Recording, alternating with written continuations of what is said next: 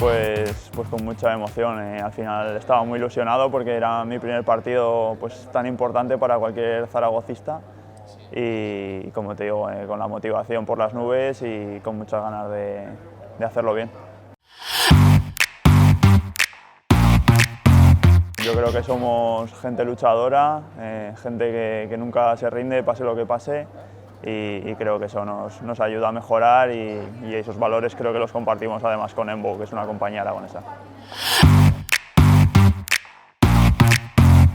Bueno, yo creo que estamos haciendo un buen fútbol, que estamos esperando buenos resultados y que el lunes es un buen momento para empezar a ganar y yo pronostico un 2-0.